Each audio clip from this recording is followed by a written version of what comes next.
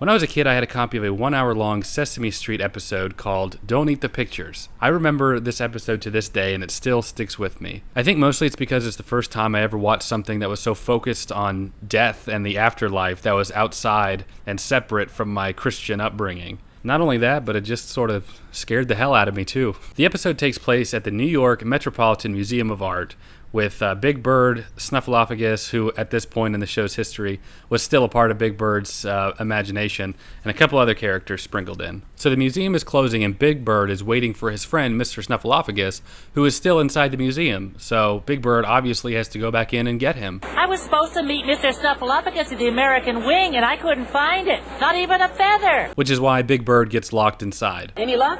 No, nothing. Just this. Oh, great. This museum is in one of the biggest cities in the world, with some of the most valuable historic items in existence. And this multiracial group of people, including loud-ass children, colorful puppets, and an 8-foot yellow bird, happen to bypass their security. And we are locked in the museum for the night. What are we gonna do now?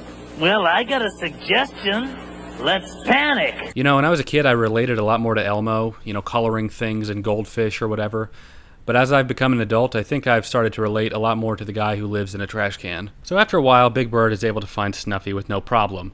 Over in the corner, they find this Egyptian kid with a surprisingly fair complexion crying in the corner. Prince Sahué of Egypt, King of Kings, Lord of the Two Lands, Conqueror of the East and West, and fabulous fisherman. Interesting, kid. We both claim to be children of a god who is a king of kings and also happens to be a fisherman. I came with this tomb. I have to stay in it. I can only come out at night. I'm under a spell.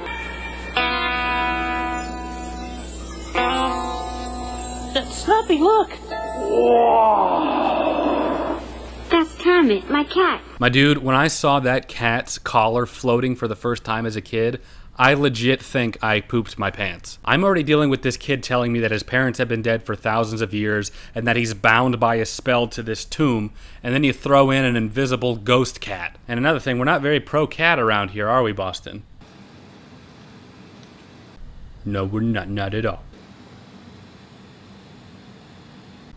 Good girl. I can never join my parents in the sky until I answer this question. Every midnight a demon comes and asks me. For 4,000 years, every night I've guessed wrong. If I ever get the answer, then Osiris will come, the Lord of the Underworld. Gangster? When I think of Osiris, the god of death, I think of a gangster too. So to recap, Little Prince has been stuck on Earth for 4,000 years trying to answer this riddle and has failed every single day. That means he's failed 1,460,000 times. See, I learned how to do that kind of math from watching this show. But guessing the riddle is only half the problem. Once he gets through, his heart will be weighed against a feather. If it's lighter, he'll become a star and be joined again with his parents. If it's heavier, he'll be banished to Earth forever. But geez, he's been stuck in New York for 4,000 years. Might as well have been an eternity. Do you know the answer? Well, Speak. gee, well, there's some, there's some funny-looking, circles like eyes, and then there's a stick. There's a birdie-like thing, and then, is that a horseshoe, do you think, or a wishbone? Big Bird trying to be helpful is like looking into a mirror when I'm trying to help somebody, but I have no idea what I'm doing. We'll play with you. You will? Sure. We will play with my marbles. So what is the riddle? Play along at home. If you had 1.4 million guesses, do you think you'd be able to figure this out? Where does today meet yesterday? Now, even if you don't know what it is, you could probably make some good guesses right away. And I still think that if you had 1.4 million guesses off that riddle, you'd eventually get it. Stay tuned to find out the answer. But that doesn't sound too hard. Okay, so maybe I'm actually more like Big Bird. I'll be your elephant, Sahu. You can ride on me. The episode is constantly going back and forth between the Cookie Monster trying to eat some of the pictures in the museum, which is why the episode is called Don't Eat the Pictures, even though it's the B storyline for the actual storyline. Okay, so our little entourage has been walking around for a bit, and I guess gets teleported to this temple, It's unclear. So the prince starts to get a little discouraged after having guessed for over 4,000 years, and Big Bird tries to comfort him. Oh, well, don't give up, Sahu. Rome wasn't built in a day, you know. What's Rome? Okay, I get that he lived before Rome and like all these other civilizations, but he's been in a museum for decades now at this point. And you're telling me he never once, like, walked around and, like, looked at some of the exhibits? No wonder this kid can't guess the riddle. So they begin to realize that they haven't solved the riddle yet, so they try to come up with a few other options. But through their conversation, they end up figuring out the riddle. We're from today, and you're from yesterday. Everything in this museum is from yesterday, and people from today come here to learn about yesterday. You might even say to meet yesterday in a museum.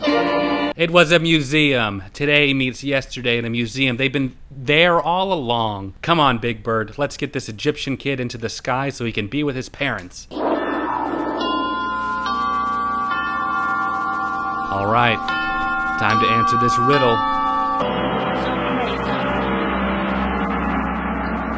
Oh my God.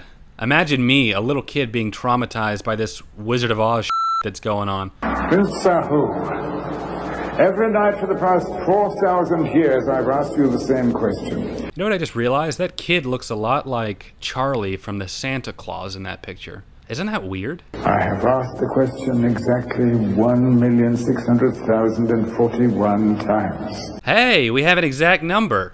Let's see, my dude has been stuck on Earth for 4,383 years. I feel like at some point he would have just guessed museum based off the process of elimination. I mean, I think that that's more words than in the English language. I don't want to accuse the kid of anything, but I feel like he was actively not trying to guess right. In a museum. I love how surprised the Wizard of Oz looks here. That's a considerable improvement over your previous answers. What were his other answers? If that was considerably better than his other guesses, I've got to know what those other guesses were. Now comes the hard part. That's right. Remember, the riddle was just to get him to the judgment of Osiris. On one side of the scale is your heart. On the other side, I shall place a feather. Visual representation of a box with a little heart on it. This is Sesame Street after all. But there's a portion of me that would give anything to be able to see an anatomically correct heart on top of that scale. With no feather, there can be no test. Wait a minute, was the kid supposed to bring a feather? I think 4,300 years and some change, the kid would have made sure to have brought that with him. Little Prince keeps dropping the ball, but luckily, Big Bird is there to keep bailing him out. Take one of mine. So be it. Let the test begin.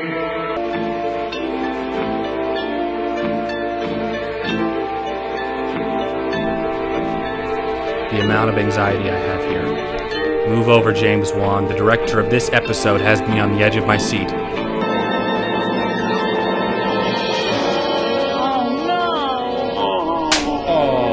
This sucks, man. Osiris tells the prince that he will never be a star and rejoin with his parents. And for us mortals, that would be the end of it. But there's one small detail. The prince brought Big Bird with him. It's not fair. He's just a little boy, and he's been alone for 4,000 years with no one to love him. So, of course, his heart is heavy. We love you. Oh, yes.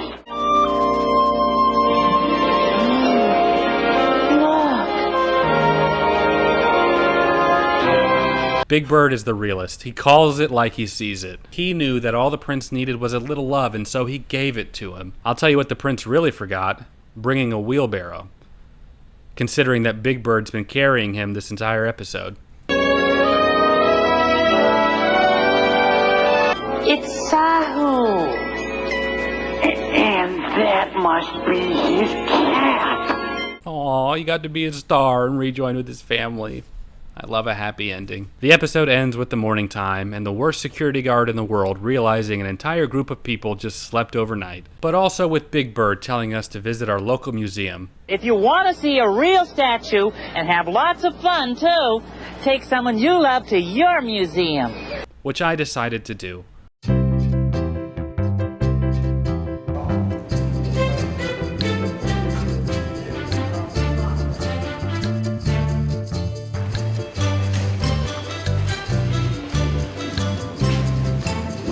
Egyptian prince.